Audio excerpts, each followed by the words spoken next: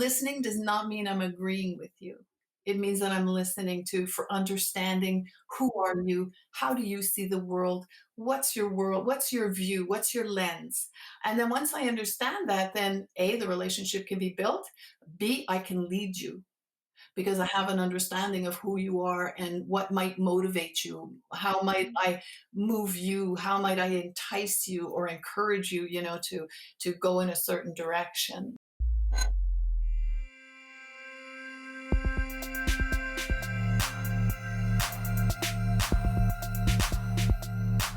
ALFA Relations, driving change forward. Hello, everyone.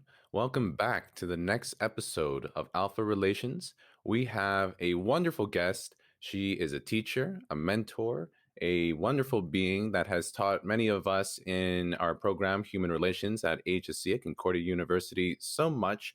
I don't want to give too much away about her, so she's going to be doing that. It is Diane Fulton. Welcome. Woo! Yeah. Oh, thank you. Wow. Hello, Diane. Hello. How are you? I'm good. I'm really good. I'm excited. I'm happy to be here. And so thank you so much for the invitation. It's always wonderful to see you and, to speak to you and, to cover topics and talk about things that are, I'm passionate about and that I'm excited about. So again, thank you so much. I'm happy to be here. That's it. We're gonna get into it, but just to give a little bit of our fans here, our listeners, just a little sneak peek. I and many people, I would believe, consider Diane to be someone who has, an abundance amount of knowledge and expertise regarding leadership. And we personally thought here at ALFA that that's such a relevant theme, so significant that's going on these days, in many different aspects of life. So, like we said, you know what, let's have a discussion about that. And there's no better person than we thought at the moment than to have Diane on. So, getting right into it, Diane, we're just going to ask you, tell us a bit about yourself, your background, how you got to where you are now, particularly your academics and within the field of human relations. Okay. So I've been in the field for probably 30 plus years, have background in organizations. So I come from corporate, began in business. So was over at John Molson for a bit and loved the program, but wanted something that was more interactive, more working with people. So then I moved over to psychology and again, loved that as well. The broad knowledge of it, the theoretical of it. But again, it was the sort of people component that seemed to be missing. So I kept, hopping back over to guidance and okay, so now what? And they're like, oh my God, it's you again. And so then they said, how about, and at the time it was called applied social sciences. It was not applied human sciences. That changed along the way. So I'm really dating myself, likely, but it was applied social sciences. And that was really, it was taking theoretical and putting it into application. So it was really that face-to-face, that hands-on, that was working with people. And it was finally like a sigh of relief. Oh my gosh. It was an instant fit. It was hand in glove. Like, excuse me, I really immediately felt the fit. I belong here. But I kept though my psychology. So, and I kept the business. So I graduated with a double major, a major in applied human sciences, and also a major in psychology. Wow. Excuse me. And I had a minor in business.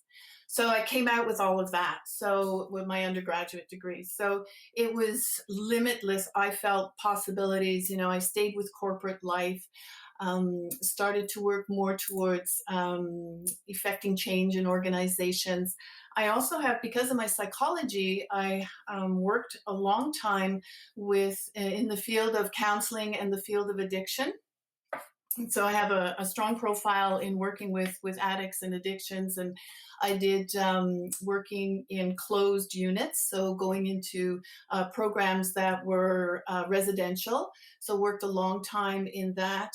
I learned about myself along the way is that I don't insulate really well from like big emotions and people's emotions, and I can feel things, you know, from a distance. I can sense things, and I think that's just experience gained over time. So I have a very strong emotional intelligence component, which can be learned and developed, and so that's Yes. good news. So I moved out of counseling, and that's what segued me into education. You know, I love to be with people. I love to teach people. The counseling, because I wasn't insulating really well, thought, So then went into the classroom. And again, it was that fit, you know, it was like, wow, okay. No matter how tired I am, no matter how exhausted I feel, as soon as I step in a classroom, it's like it lights me up. And so then I know that this is where I need to be, and this is where I love to be.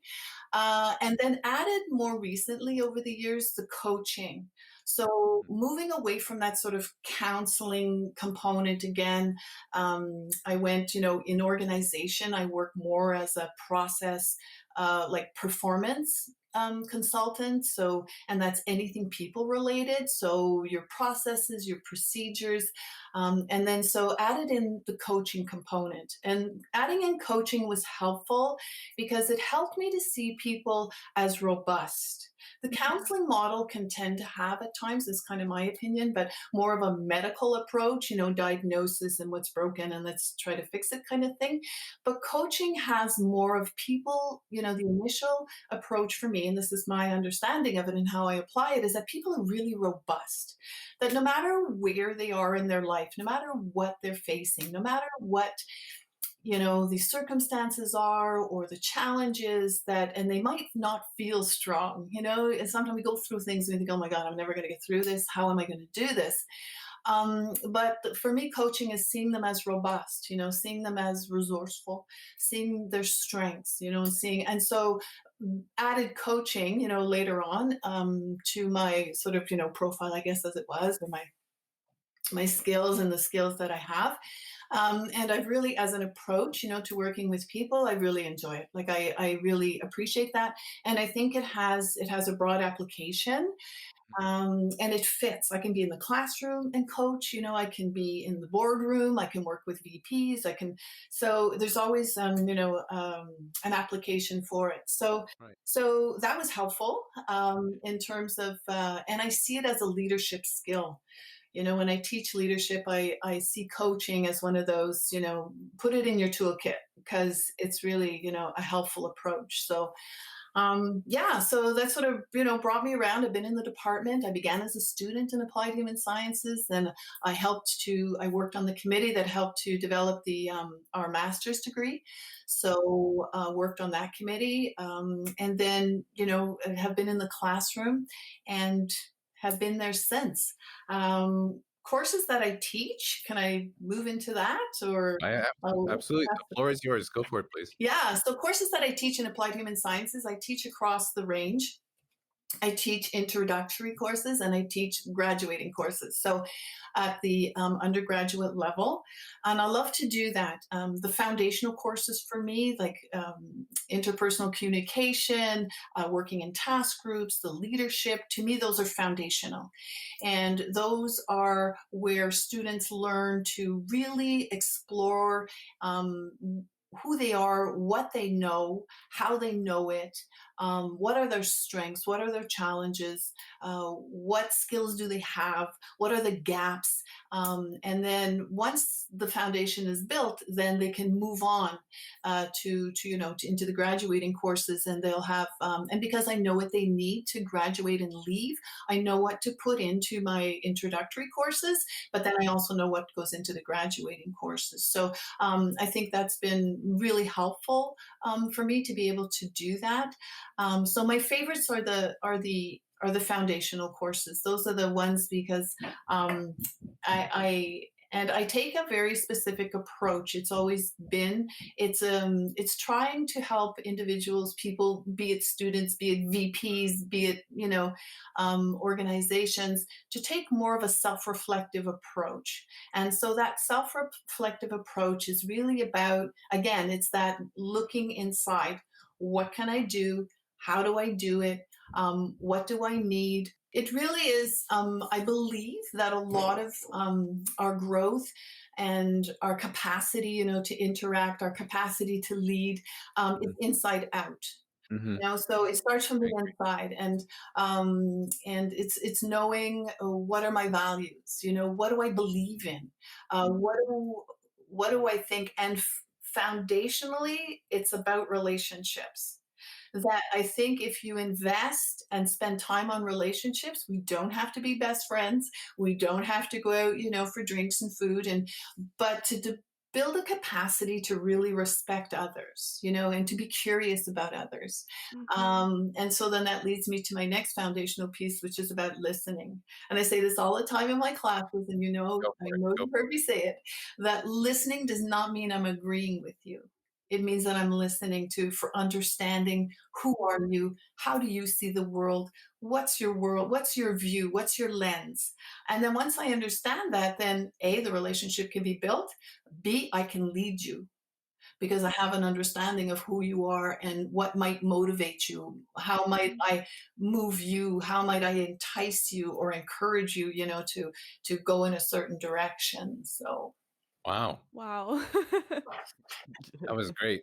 Yeah. Oh my gosh, like Diane, just hearing you talk, and I get the same feeling with all the professors, but it's always unique, depending on who we're having on, based off the experiences and where you're coming from, and it's that wonder, I feel like you just giving me that wonder once more that I got in 232, all those introduction courses, which for myself personally, that's what really said like this is it, like I know where I am and my feet are grounded, and this is where I'm going to be because I want to be here, right? Mhm. For all the reasons that you just spoke about. So, thank you. That was that was good. Just to to go back a bit, to rewind. I'd like to explore coaching in terms of the logistics. So, how did you go about? I believe you talked about this in the past before, but you are a certified coach, mhm. correct? Okay, Yes, perfect. International Coaching Federation, so it's ICF. Okay, okay. Yeah, and they have 3 levels. They have an associate level, a professional level, and then a master's level. So my certification is professional. It's how many hours you've done in the field. Mhm. Will determine which one you can which designation you'll end up with or which certification you'll end up with. But to your question, sorry. Oh, no worries. Thank you for that. My question was, in other words, how did you go about attaining such a certificate? For those who are interested. Yes, for sure. Concordia offers it. I think it's a 16-day program right now. It's offered through John Molson, but it's actually offered through JMEC, which is a John Molson Executive Center. So it's sort of a small department that's attached to JMEC. To John Molson, and JMEC is more geared to the outside world, so organizations and um, so it's offered by Jim Gavin and Madeline McBrearty, who are also instructors. Well, Jim's been in the department for many years, as Madeline as well, and so they developed it. They grew it. It started off as a post-it note on the wall, and then it just grew into this ginormous program that they've been offering for years. I went through one of the first programs back in 2008, I think, and it has different levels to it. So you have the coaching certification, which is sort of the first course you would take, but then there's courses afterwards, and there's even a mastery certification that you can also get when you take this. Let's just say I don't want to call it an entry level course, because it's not really entry level, but it really is a foundational piece, I guess. It's the first course you would take, and when you go through it, it's recognized by ICF, by the International Coaching Federation. It's recognized, and you come out with an associate coaching certification designation. So that's really helpful. Then you do belong to ICF, even though you might not, you might not go beyond that. You might just keep the associate. If you were to do the coaching certification, and again, it's offered at Concordia, the instructors are outstanding. If you've ever taken a course with Jim Gavin or with Madeline McBrearty, like, my God, like, it's another world. Being in a classroom with them is being in another world. Like, they are exceptional. So I highly recommend it. And in addition to that, you come out with just this profound You think All you good. turn it all off, eh? The world knows what's happening right now. So back to the program. Anyway, I highly recommend it. It really is transformative. Mhm.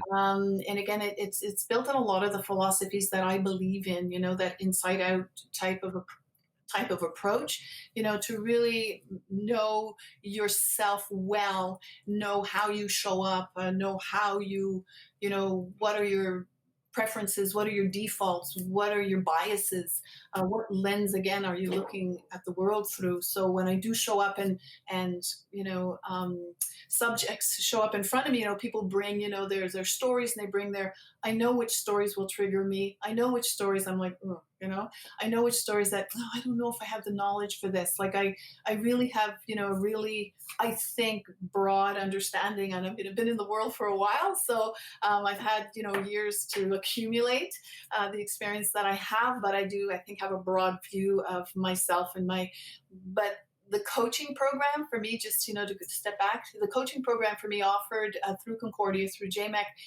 really fits with my style of how I like to learn.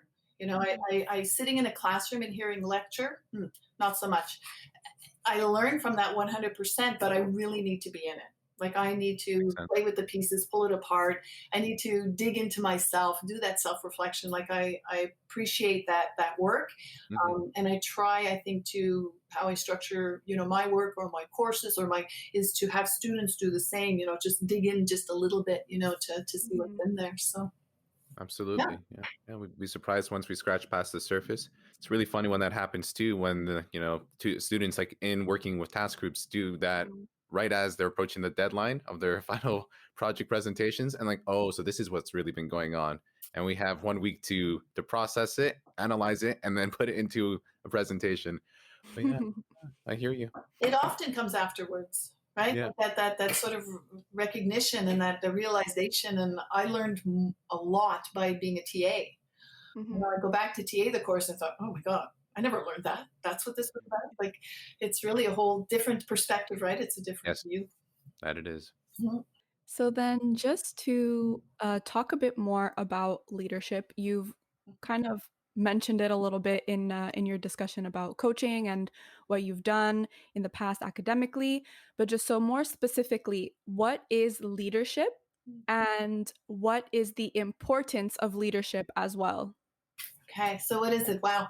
Leadership it's one of those, I think, concepts that's huge. There's more definitions, there's more literature, there's more on what it is, and why do we need this? So for me, leadership is, I don't even know if I have a definition, but it really is the capacity to work with, understand, influence others. You know, and it's relational, it's relationship. So for me, everything is relationship. It comes back to relationship.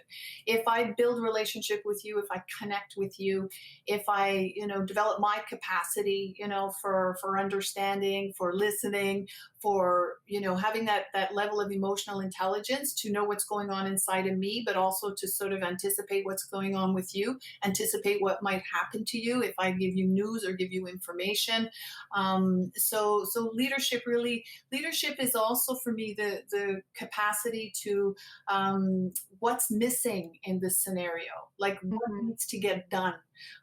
So it comes down sometimes to the different roles that we can fulfill. So if there's a ton of people that are coordinating ideas or synthesizing or mediating, then I'm going to move over here and I'm going to, you know, be the person who records the ideas, who synthesizes the ideas.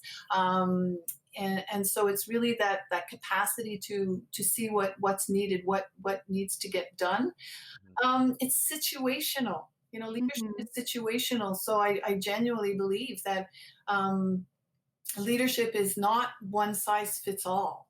And we can develop skills. It can be learned. I should say that too. Mhm. I'd like to say that it can be learned. There's always lots of conversations. You're either a leader or you're not a leader. You know, you've either got the characteristics to do it or you don't. And I really think it can be learned. I think that for me, I always stress that it's a shared leadership model, like in my classrooms, in my groups, it's shared. We share it. It's even if I'm not the designated leader, even if I'm in an organization or if I'm not the designated leader, I believe, have a responsibility and accountability to show up and take the initiative at times, or to point things out, or to stand in an unpopular position and say, I'm sorry, but the emperor has no clothes. Like, not going to make me very popular, and you might not follow me, but I really have a role and responsibility to do that. So I think leadership is, as you know, it can be the traditional hierarchy designated, but I think it's also a shared responsibility for all of us, to step in, fill in the gaps, even big or small. We don't have to do big, life changing things, but in small ways, to help out, support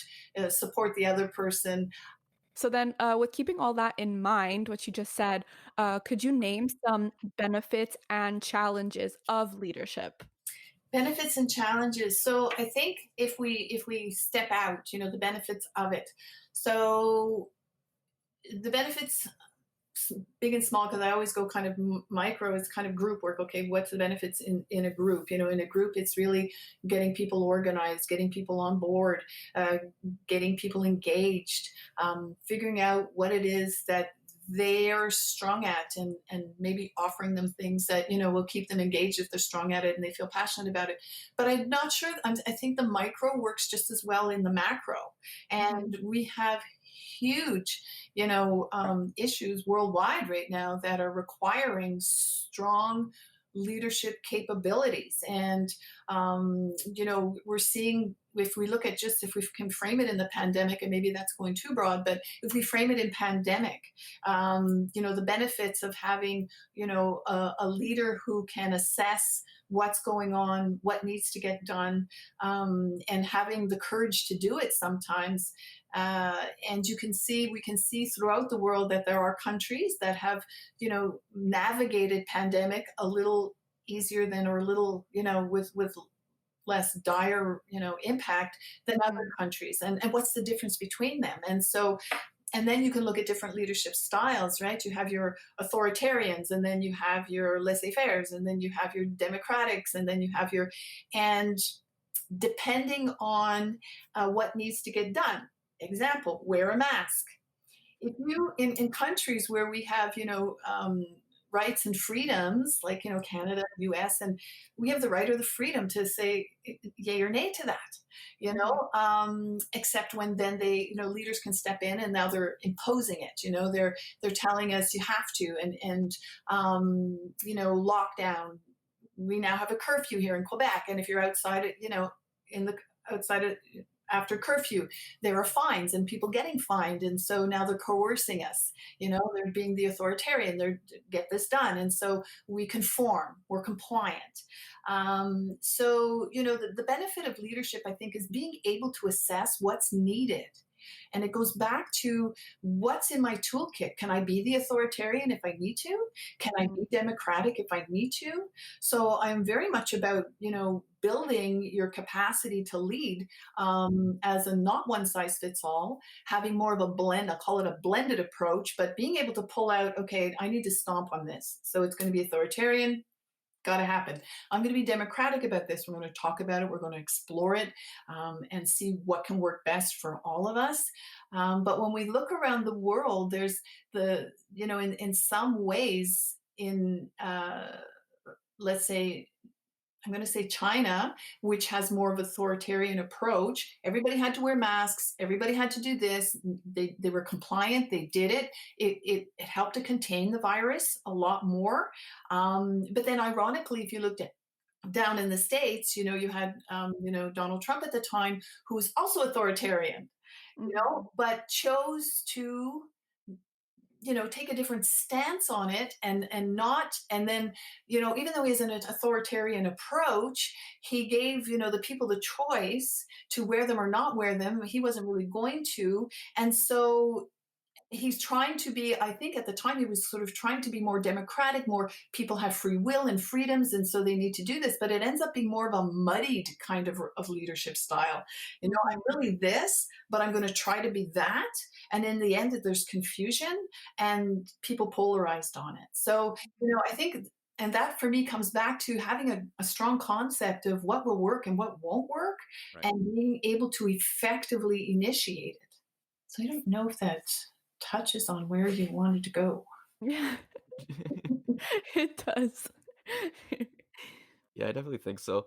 And I just want to bring it back a little bit because we sort of like went into what the next topic we sort of want to talk about with you is about leadership in relation to like the global pandemic and just like decision making and conflicts, and having these leaders have to like make these decisions, like letting kids go back to school and the curfew, and why Ontario is doing more of a stay at home like orders compared to Quebec, that's a little different, and like why things aren't uniform here, but like compared to places like Australia where things were a lot more uniform, and Mhm. just how that approaches and with leadership and what you see from it from your lens with the leaders right now. Yeah, I think if we kind of do some comparisons, if we look at Australia, Australia was driven from the top. So it was Mhm. really like she's prime minister. Forgive me, I'm her name is eluding me. Um, I do have it somewhere, but she, the prime minister of Australia drove it from the top. I think we're confusing. We have to apologize to our Australian and Kiwi friends out there because you're talking about Jacinda Ardern, the Prime Minister of New Zealand. Oh, my Yeah. apologies. Yes. Oh, my apologies. Yes, I know, and I can clearly see her in my head. Oh, I'm so sorry. It's all good. Yeah, It's all good. exactly. So it was driven, but going back to it, it was driven from the top. And so she was the one that was, telling, New Zealand, this is how it has to be. I think Mhm. here in Canada, yes, we have Trudeau, who is, putting out the guidelines, but then individual provinces get to decide how they want to do things. Right. Now, in Ontario, my understanding is that they're more, when it comes to education, let's look at the education, they're more pro online. Like, Mhm. the minister believes that online learning is strong, it can work, so very pro online. And here in Quebec, that doesn't seem to be there. That this online learning, it was not quite adopted. I'm watching my own girls. I have high school level girls. And so I'm Mhm. watching them, and the online learning option is not very strong. It's not robust. And I think that's driven by the leadership, right? They didn't really think. They didn't think it was going to be, strong. Mhm. Schools could do it or not do it. It does work better with older populations, that's for sure, like high school and down. But when you get into, excuse me, the littler ones, online doesn't work as well because Yeah. they really need a more of a focus on the social and the social development, and then you move more towards academic, although you do keep that social component as you go forward. So and so I think that's where we're seeing a variance across Mhm. our country as to how things are getting done, who's containing it more and better.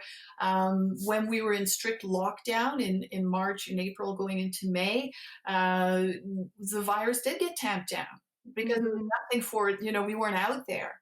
It was it was really tough. I think people really experienced that as tough. And then in the summertime, when things started to open back up, I think there was maybe a letting down of our guard a bit. There was, understanding, well, for some people, okay, well, if I get it, probably won't get that sick. So probably doesn't matter. So we're also basing our information on leaders that are giving us, it's more this population that get most sick and who are most at risk, and others down, not so much.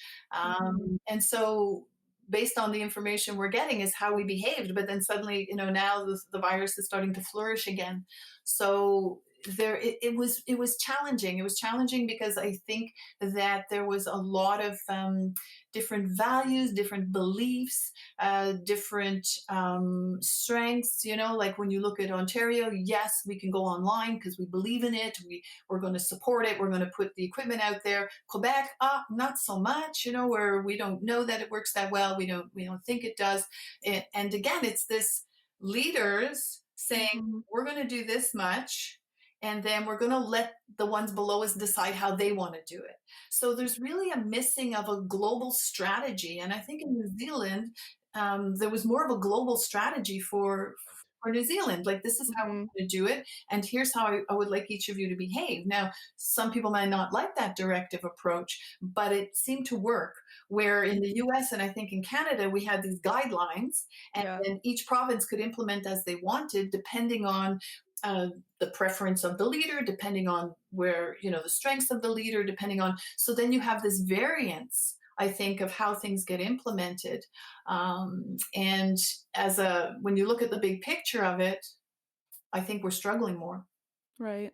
Yeah, Mm. Mhm. because we're missing that global. Someone needed to wrap their arms around it. I, Mm. and say, okay, you're not gonna like it, but this is, at first they wrapped their arms around it and they said, lockdown, everybody, shut it down. Mhm. That's it. We got to do this, and we did it, and it worked in terms of tamping down the virus. But my God, businesses and education and the impact Yeah. of it, Long term. Yeah. we're still trying to sort that out. I think we're still Mhm. trying to sort that out. Would agree. It's just I'm with you there. That like I Mhm. believe like we were strong. At the start of this, there was that feeling of unification, right? Mhm. But it's like I think in a sense it's kind of like letting your guard down because who doesn't want everything to go back to normal? Of course not. Right. And summer came around next, of course, and things were simpler then than they are now. But it's mindset. And seeing places like New Zealand, Australia, and other countries, the mindset and just being like taking a pragmatic approach to things, right? And it's not that I don't think we have that. I think we do. I think everyone has the means of doing that. At the end of the day, everyone has the means, like you're saying about building up your leadership. But I Mhm. think when time is at an essence and there's decisions out on the table and things are just getting flown around, like I see disorganization. Hence the struggle. Yeah. hmm And to your point, the unification is when you talk about conflict and decision making, right? That's I right. mean, conflict is about not me against you, but what is the end game? Hmm. What do Mhm. we want to achieve together? And again, if you're not my friend, but if I can line up with, the end, what's the end game? Yeah. And say, we're going to keep working on it till we get to our end point. But if we polarize and we positionalize, it's not a word, but if It's all good. It is now. just make up new words as we go along. If we take a position, then it becomes all about the position. Right. Mhm. And so if you wear a mask, well, I don't have to wear a mask, right? It's my right, my freedom not to do that. I don't have to. So what's the end game here? And then if you have the capacity, to engage people in terms of relationship, then I think you have the capacity to move them, right? There are different strategies. There are different ways to lead people. You can put in a power coercive strategy, do it or else. I'll fine you if you don't. You can Mhm. educate people, so let's educate them. And then there's this sort of, rational approach where if people are reasonable human beings and they'll do the right thing. Well, not always. So, but again, for me, it always comes back to not one size fits all, and Mhm. always that blend. There's always, okay, I only want to use coercive, and I always only want to be authoritative. It's comfortable. It's my default. And yes. And that's like taking a hammer to fix a window. Like, it's a great tool. Hammers are great and they can do a lot of work, but they I don't like always, that. Yeah. like it's broadening your repertoire and your Mhm. capacity to respond. Right. And that's, I think, what leadership is. Hmm. But there's also, when we look at examples, is what is the emotional load? There's a terminology, and it's called a significant emotional event. So what's the emotional load? What's the example in New York, who got hit very hard with pandemic? There were like thousands of people dying, 800, 900,000 people dying a day. And so they took extreme measures, and the state responded, right? So if you were listening to the governor, down in New York, Cuomo, he was, talking to us every day or talking to the people every day. But the situation was so extreme that putting in an extreme measure, people followed it. Like, Mhm. the more extreme I think it is, the more emotional it is, the more it's the perspective becomes more narrow and your choices become less. And so leading, even though people said, oh my God, it was incredible, there all those people dying, all those, but there was limited choices as what to do to really rein that in and really wrap your arms around it. So versus, someone when they shut us down, I think back in March, and it's horrible, no matter who passed, no matter, it just makes me cry to think about it. But there was like 150 cases or 100 cases or something in Canada, or even 50 cases in Canada. And I apologize, I don't remember the number. And I was like, we're shutting down. Why? We have, but it was really not understanding. So it was easier to take more of a broader, application of guidelines, a broader way Right. to lead. But they shut us down then. They really did. And maybe because their understanding of what pandemic was. And, I heard one person, not wearing a mask and saying they're not going to wear a mask because pandemic for them was people dying in the street, like walking around and people would be falling out of their cars dying. That was pandemic and they weren't seeing that. So they thought, well, it's not a big deal. So again, it's thinking about people's where they're standing and how do I lead them from that. And I can coerce them, I can educate them, I can appeal to their better nature. And those, again, are all those sort of, skill sets that you can put into your repertoire of how to respond and lead. It's definitely an interesting time, and everybody has their own take on things, their own stance. Like every individual is either pro the masks or against the mask. Like everybody has their own take, and especially every country has their own take on how to handle the pandemic. So it's been very interesting to see. But you had mentioned that you could either coerce them or take other approaches in leading them. So in your opinion and your knowledge on leadership and kind of an understanding about the global pandemic as the example we've been using, in your opinion, what does it take to be an effective leader in order, to lead the people to take the necessary precautions or measures or what have you?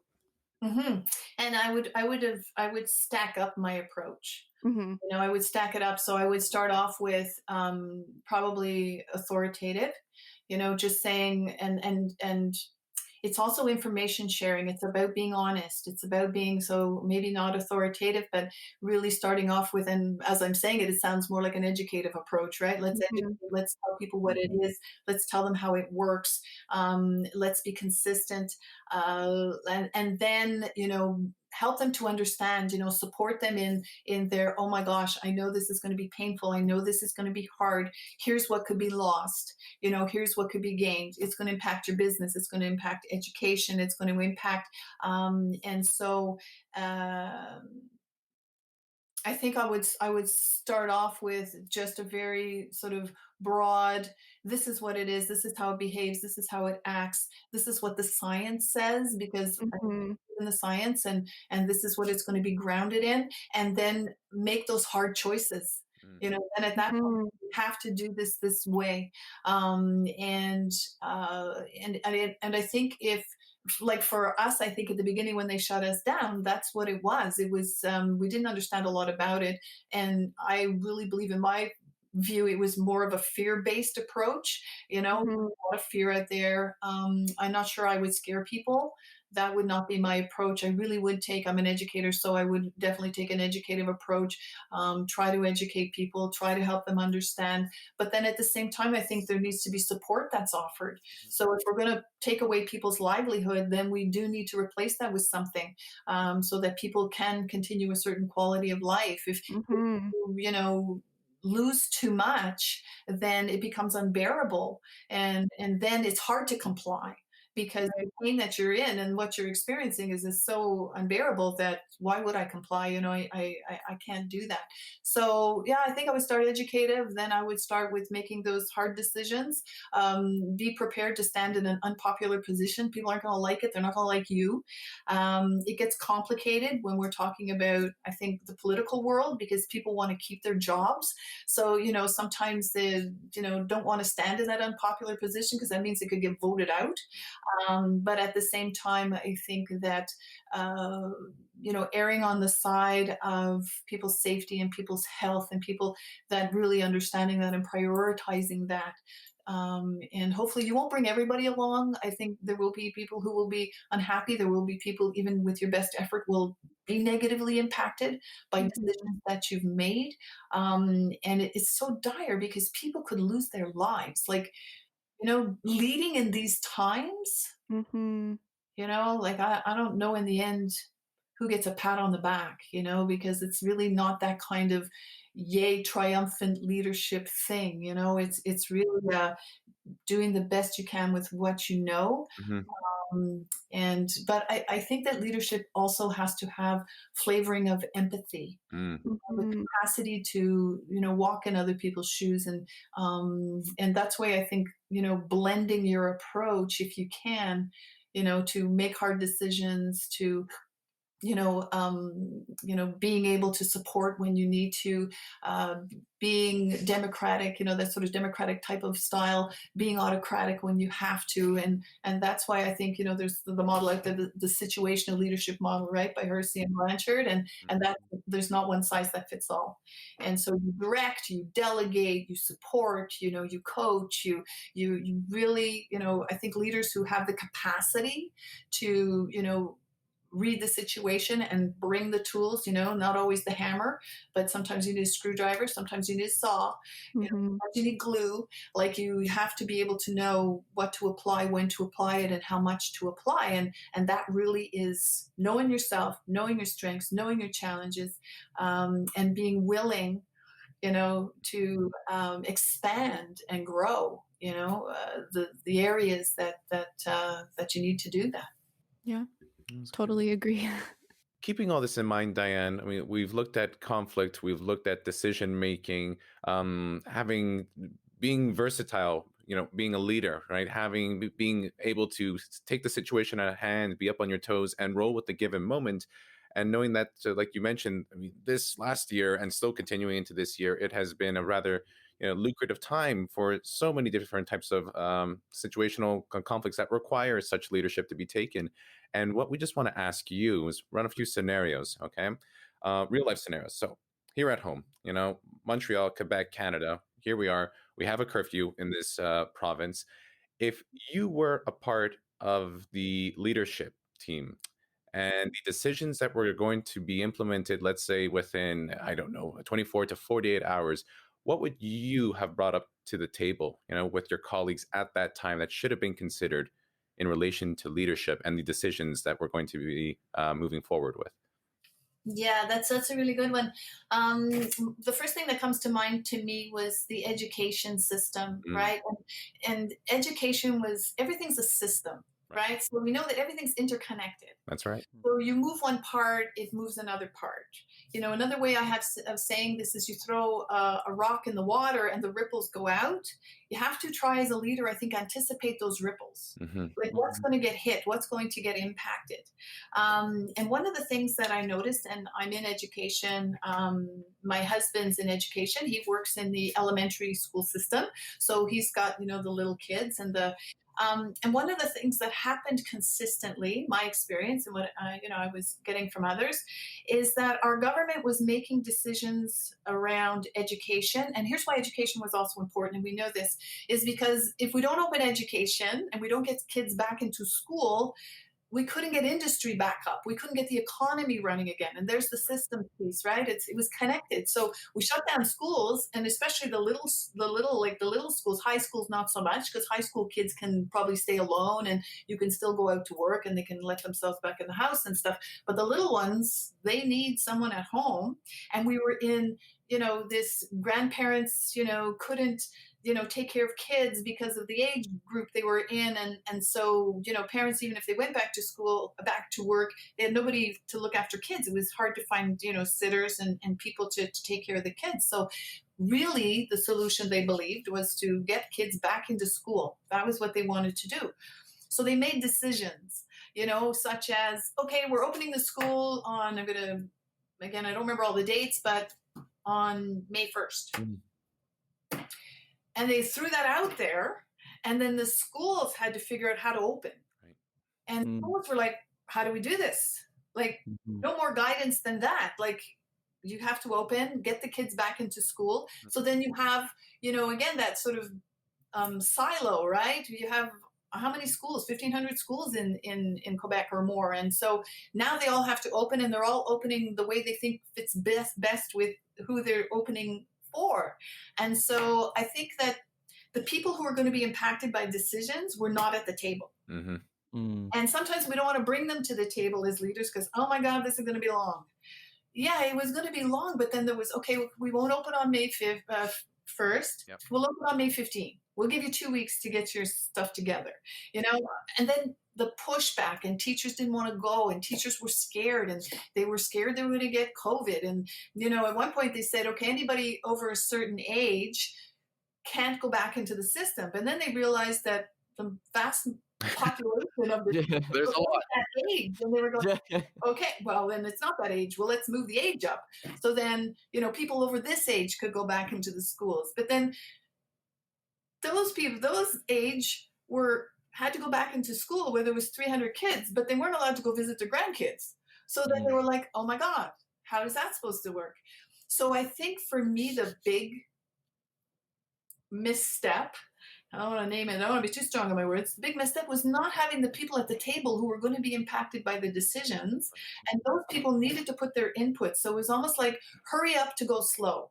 That's what the approach was. It was hurry up to go slow. Let's get them back out there. You know, little kids aren't as impacted by the virus as, you know, as adults are. So likely they won't get it, or if they do get it, it'll be mild. And so they'll probably survive it and so on. And not realizing that, you know, 50% of people who are infected are asymptomatic. Like they don't even have symptoms, and kids can have symptoms. Yeah. So I think for me, if when we look back, when we, you know, take a step back, and that was for me was the biggest. The people who are going to be impacted were not at the table. You know, the guidelines came down, these, you know, directives came down. Schools were expected to, you know, execute. There's also that lack of belief, and maybe because this is my bias, but that, you know, online learning, there was no robust online, you know, a platform that was built, which I think would have been very beneficial. I watch my own kids, you know, and they're struggling kind of in this quasi whatever it is system, and it's kind of hit and miss. The system that the kids are working in, you know, this 1 day on, 1 day off, 1 day on, they put all the high schools on that. My kids have been on that since, you know, September. But that system is safety centric, so it's driven by safety needs, and it's also resource centric. So it's driven by how many teachers do we have, you know, the environment, what's the capacity, how many kids can it hold, and so on. So you have these models that are, you know, safety and resource centric or centered, and we understand that. I'm not arguing, well, what do we care about safety? But then where's the student centric piece? You know, it's not there. No. And it's not that they don't care about the kids. They absolutely do. They love them. It has nothing to do with teacher competence or, you know, principal. It doesn't have to do with anybody's competence. It's just the model is structured in a way that, you know, does not advantage, you know, students, and does not advantage all the students, because there are students who in that model, it's a fail for them. Like it's just not working. So gaps, in other words. Yeah. Yeah, well, it's because it's got a different focus, right? It's focused on safety, and we get that. We're not going to argue with that. And we only have a finite amount of teachers, and buildings will only hold so many kids, so we can't overload that.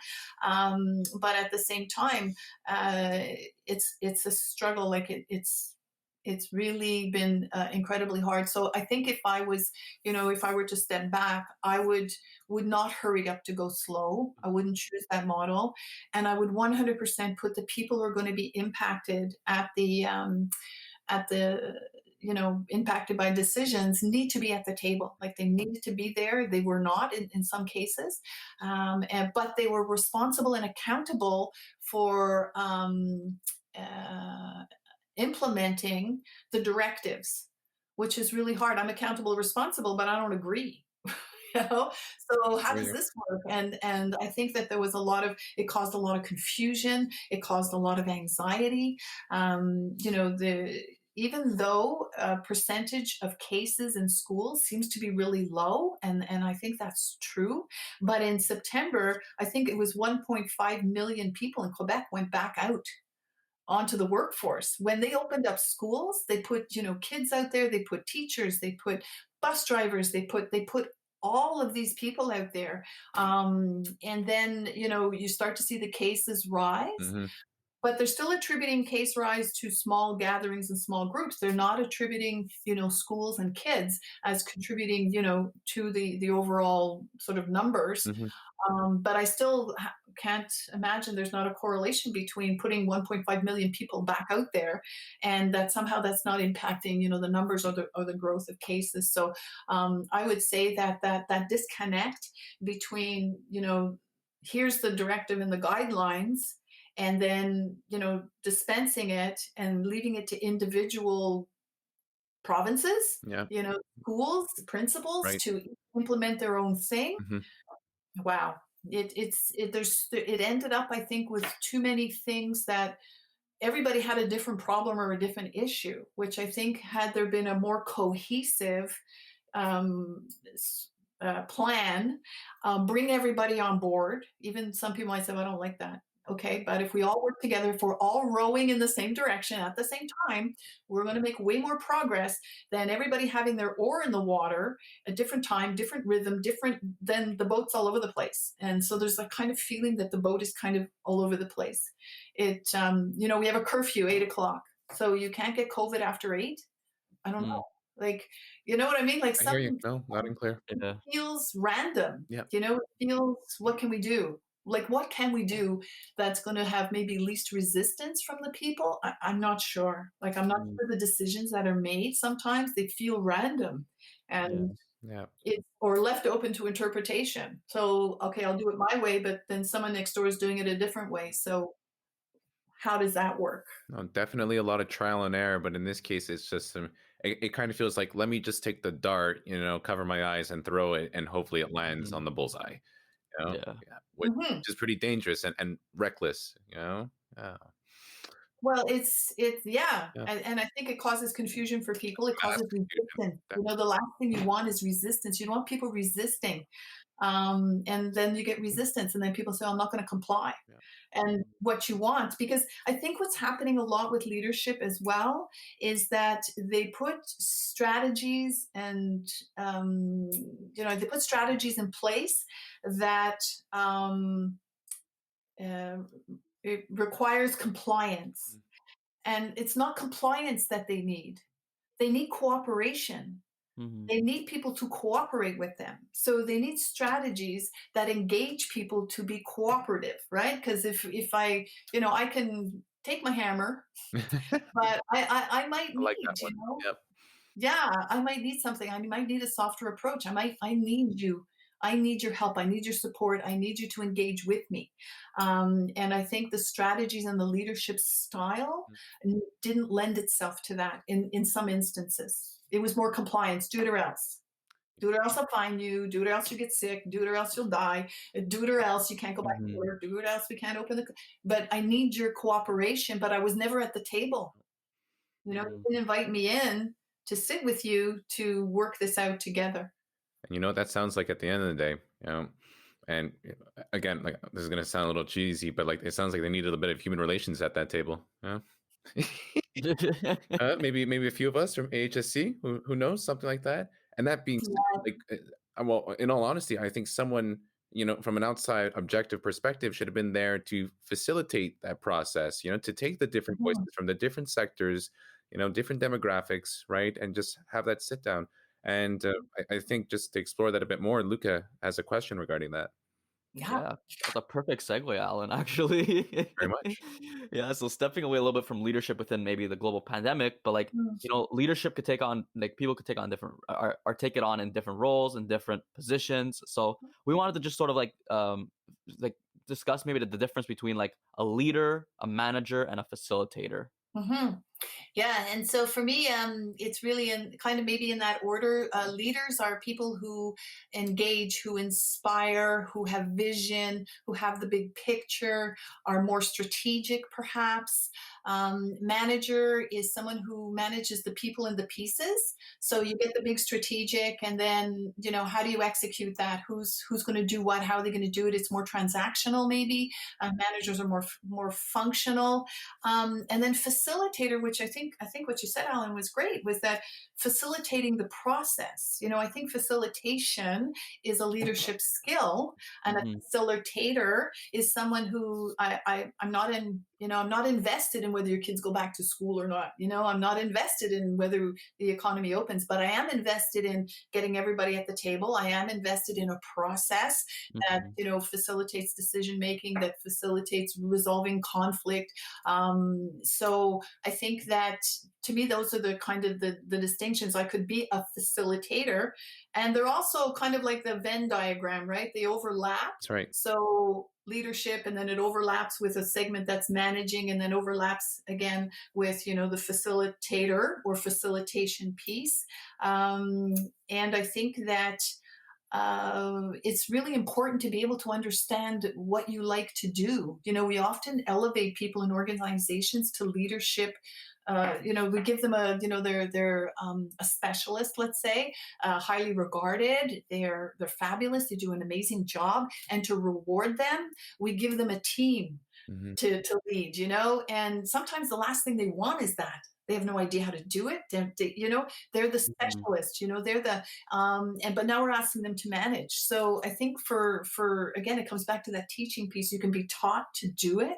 I would encourage, and some people just love to lead. They love to inspire. They love to get people on board. They have the capacity to, and then other people like to manage. They like to manage the nuts and bolts and the getting people functional and up to speed, and then being able to hold the whole thing together and facilitate processes to get everything done. So it's connected. Mm. The three are connected, but I think you might have a preference or a default. If you went into an organization, you might say, let me look at your processes, let me take them apart, let me see what works, what's functional. Someone else may say, I love to lead people. Like, just let me lead and manage, because you're going to lead them, inspire them, grow them. But some managers are not involved in the strategic piece. They're not. But I think you still have to be able, as a leader, to be inspirational, to really inspire people, engage people, help them to understand how they're connected to the bigger picture and the process that they're contributing to. How is that going to help move the group and move the organization forward? So I think those are all important pieces. Yeah. Mm. You get people's cooperation that way. Mhm. That's good. I like that. And speaking of which, in this case, right, looking at those three different lenses, leadership, management, as well as facilitation. And I think it's just really cool if we just go back and we touch on. So here, you mentioned how you were part of that committee, Mhm. part of the creation of the master's program at AHSC, so Human Systems Intervention.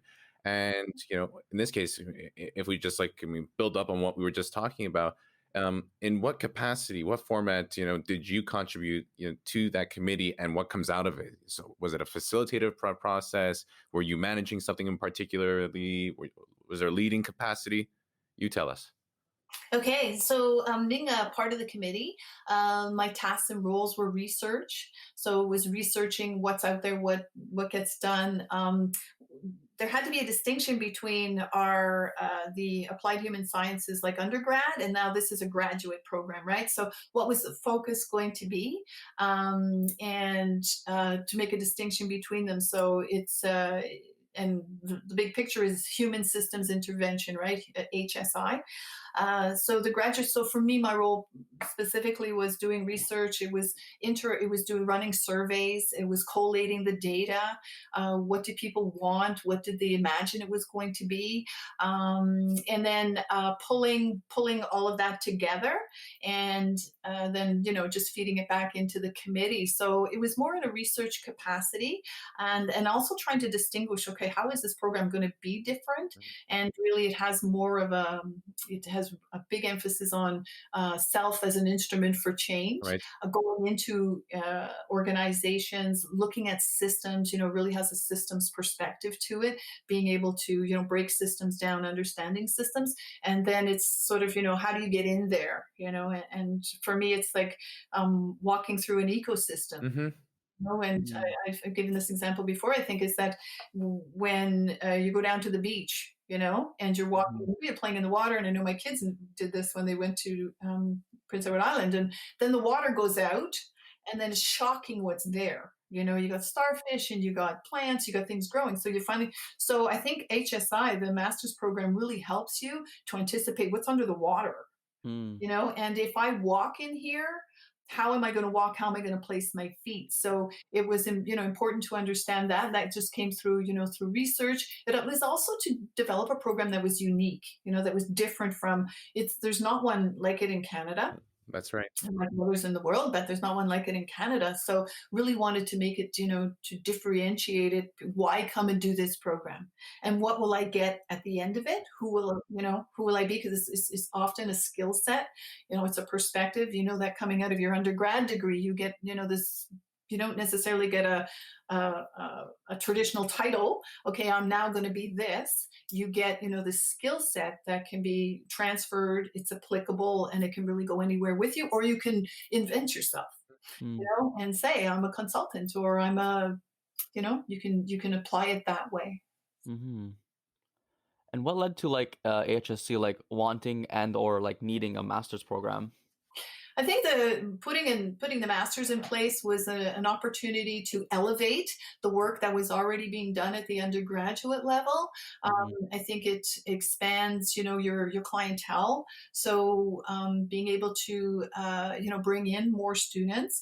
I think it was also to give students another, like to really anchor them in, applied human sciences, to really be, if they wanted to, you don't have to, there's lots of application for your undergraduate degree, but if you wanted to go like that one step further, to really become a systems interventionist, really, broadening your theoretical, because I mean, it's grounded in some really good theory. It's also got that strong application piece. You're going out into, an organization, and you're creating an intervention, and you're going in and putting it out there in the into the organization. So you're actually implementing an intervention that you create, but it also has a very strong self-reflective piece. So students who go through it, if you speak with them, it's transformative. But it's transformative to the degree that you would like it to be. Some people get flipped inside out, Mm-hmm. and other people, they change their perspective or their stance, and other people carry through. And none of it is good or bad or right or wrong, or it's just, how you approach it, and what your sort of learning philosophy is, and how you, go into, and your approach, I guess, and how you, tackle your own learning. All right, Diane. We're practically at the end here with our time, but before we go, I do have one final question for you.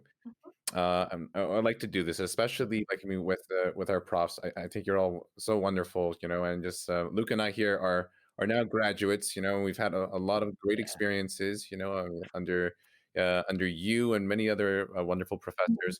And what I just like to ask you, what is just one so significant piece of advice regarding leadership, conflict, decision making, and especially with those values that you have, about that inside out approach, right? About taking the world, looking at a lens, okay, but self-reflecting, all the while. So what's one specific piece of advice that you'd like to give out?